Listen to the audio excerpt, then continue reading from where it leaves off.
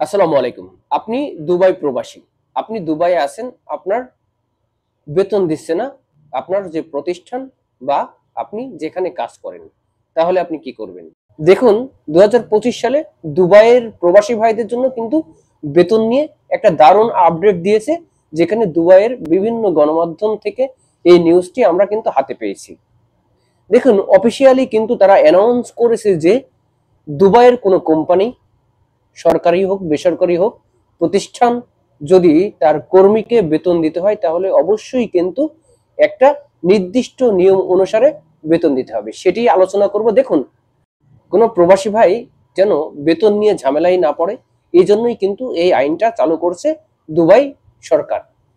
এখানে উল্লেখ করেছে যে প্রত্যেকটা কর্মী ও প্রতিষ্ঠানের জন্য নির্দিষ্ট তারিখে কিন্তু বেতন দিতে হবে এবং এই বেতন কোনো হ্যান্ড ক্যাশের মাধ্যমে দিতে পারবে না। তাদেরকে অবশ্যই ব্যাংক অ্যাকাউন্টে বেতন ট্রান্সফার করতে হবে প্রতি মাসে।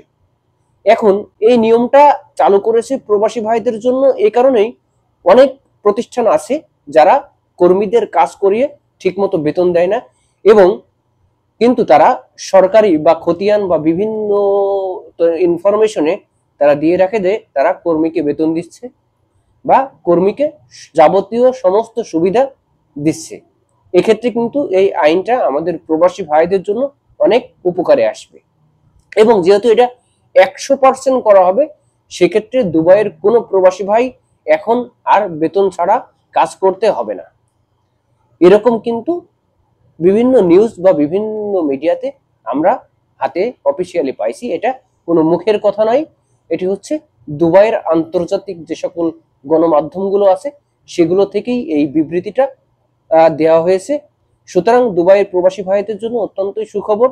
আপনারা ধৈর্য ধরুন, আপনাদের জন্য নতুন নতুন আপডেট থাকবে আমার চ্যানেলে এখন থেকে।